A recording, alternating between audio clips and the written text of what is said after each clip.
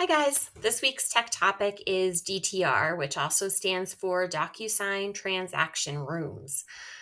This is something that the agents use. This is something that Ivana and I use. This is how we submit all of your files to accounting. This is where everything gets approved. So you do have the option of creating and managing your own DTR rooms, or Ivana and I can do it. It is handy though to know how to move around inside DTR. It's a great place for you to be able to find documents. Sometimes over the weekend, if you might need something to send off to someone, you might know that it was already signed and it's filed in there. So the quickest way to get to it is through ACE, through transaction management. And it would just be, you would click on DocuSign Transaction Room. So I have a quick link. Mine will look a little bit different than yours as I have access to several offices in our region. So there's a lot more on my screen than you will have on yours. So the first thing that you'll do is you'll go into Rooms. And we're going to walk through the steps of creating a new room. Since all of the previous videos have kind of been on the listing side, we're going to stay with that subject and we are going to create a room for a new listing. So you just come over here, click New.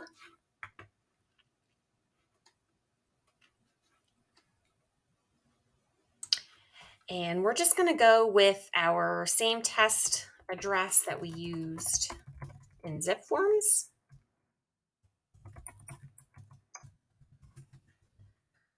All right.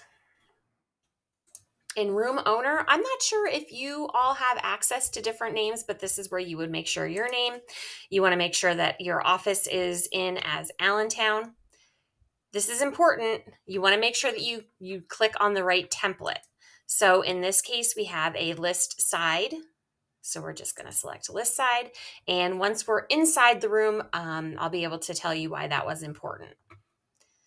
If you click on upload, you can click and upload a picture of your listing. And then you just want to type in all of the address details.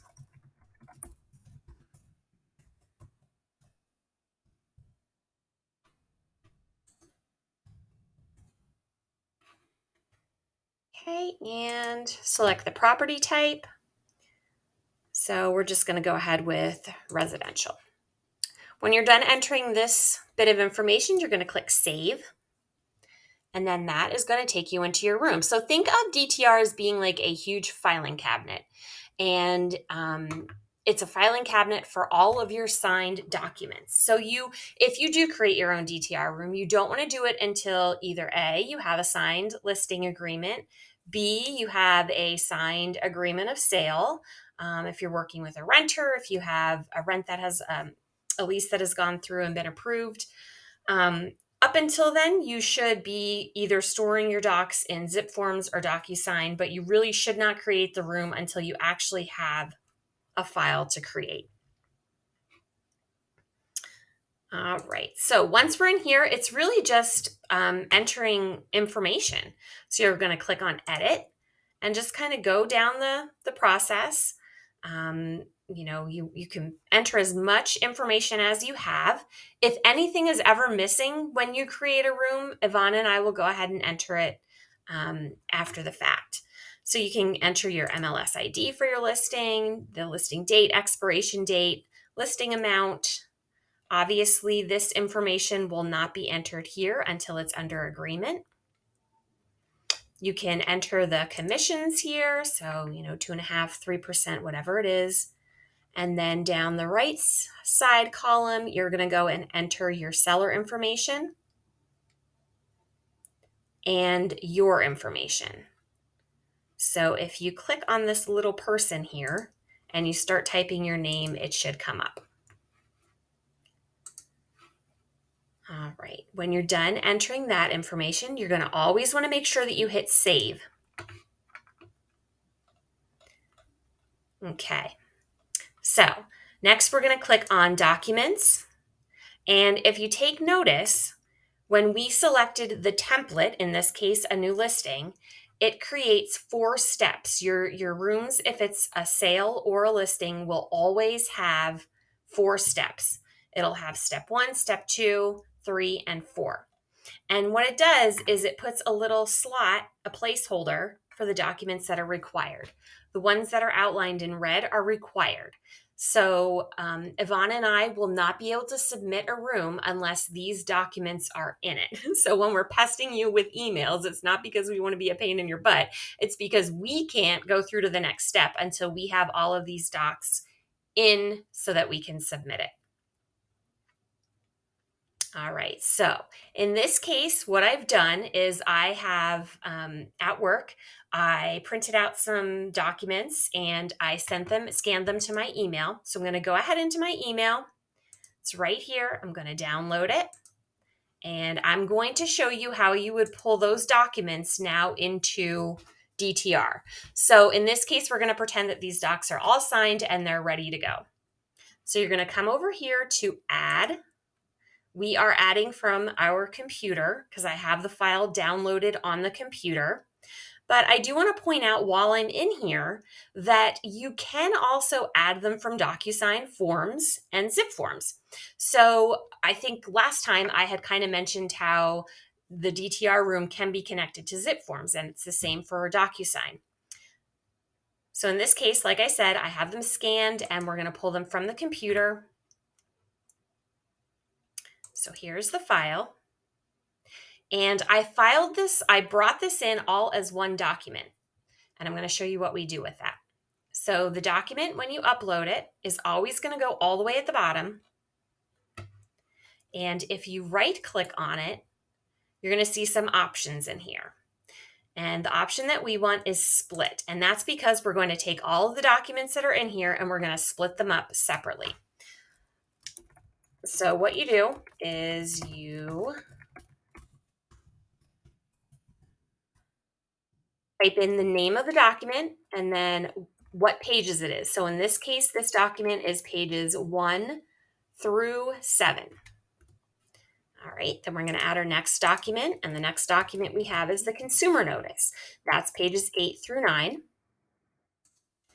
Then we have the anti-fraud, which is page 10.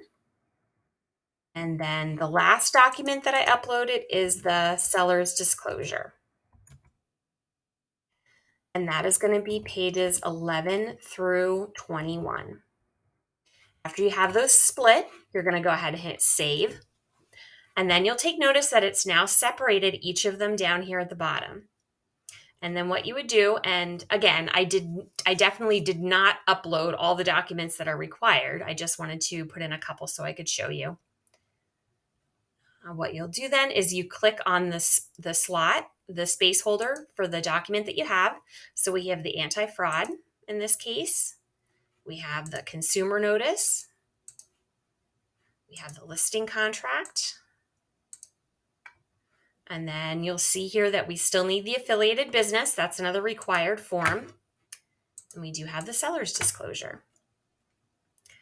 So we would definitely need the affiliated business. In this case, Ivana and I would also add the MLS sheet when it is active in the MLS. All right. So again, just real quick, once you are in your DTR room, you would go ahead and hit add, and this is where you can pull it from different spots. And then if you take notice, then as you go through your transaction, you'll see in the next step would be step 2 is when your listing would go under contract, and that's where those documents would go. Step 3, other documents, price change addendum, settlement date changes. And then the last and final step would be settlement. So you'd have your ALTA settlement check, closing notice, which we don't really need anymore. If you have any type of referral, intercompany referral, that's where we would load all of that. And this is important because accounting will look at these things at the end when they're processing your settlement and the docs up to that point. All right, so what else could you possibly use this for? Well, this is an example of what you might want to use it for. So I'm just going to go back to the dashboard. And I'm going to go into rooms again. And I'm just going to narrow this down. Now, again, I want to remind you that I can see everybody's. So in this case, just for the sake of showing you what else you could do with this, I'm going to go ahead and click on close. Let's say you want to take a look at what you did last year, what properties you worked on. So in this case, I believe that your name will be the only one that you see here. So just for the sake of being able to show you, I'm just going to pick Susan Audibert. All right.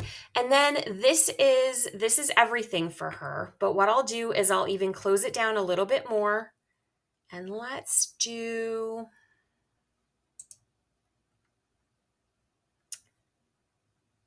okay. It looks like you can do oldest to newest. We could do closing date. You can do what size you represented, list side by side. And in this case, what I'm going to do is I'm going to show you, for instance, if you want to drop it down and look at just 2022, so everything last year. I know some agents at the end of the year will go ahead and send the settlement sheets to their clients that they worked with that year. This would be an easy way that you could do this. So in here is everything that she did last year. So you would be able to see if there was rentals, properties sold. It also shows fall throughs, listings. You'd be able to go and see everything that she worked on last year. In this case, obviously, it would be for you. And like I said, these drop downs you can use to narrow down your searches. You just want to make sure after you have put some selections in that you always clear them out because they will stick. And, oftentimes I've already been looking for things and I can't find them just because I haven't narrowed those things down. All right, so that's my short video on DTR. I'll see you guys all again next week. Have a great day.